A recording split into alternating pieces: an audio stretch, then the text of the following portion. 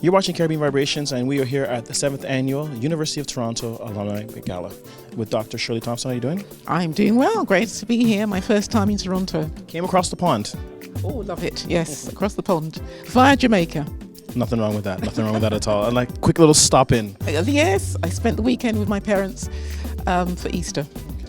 Now, we were talking a little bit off camera about all the different things you've done as I'm learning more and more these amazing things you've done. Tell us about New Nation Rising. Well, I was commissioned to write a big piece for the Queen of England's 50th anniversary, so the Golden Jubilee.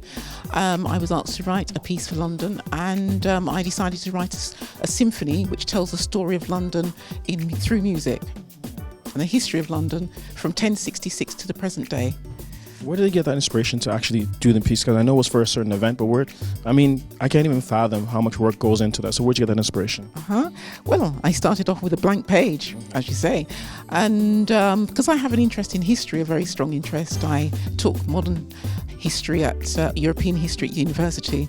So I was inspired to look into ideas around historical ideas, and I tend to draw my inspiration from history, and so I decided to create a story around the London because it was about the Queen and her legacy and the legacy of London and its heritage. And you've composed a lot of different works. What's next? What's the next big thing for you? Well, I'm writing a series of operas about Caribbean heroines.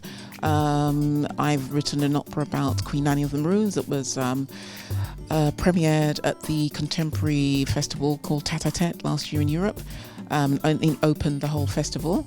I've written a piece called The Woman Who Refused to Dance. It's about a woman, an enslaved woman on a slave ship who refused to dance and was whipped, and then she died a few days later, and this was the catalyst for the act of the abolition of the trade in enslaved African people. It was based on this it was based on this incident when William Wilberforce argued at Parliament using this as a test case.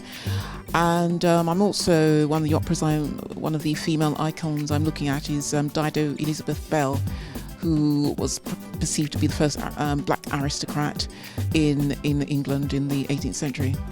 Some very heavy, powerful stuff. That's what I'm interested in, telling stories.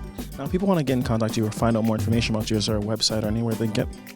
Yes, my website is www.shirleythompsonmusic.com.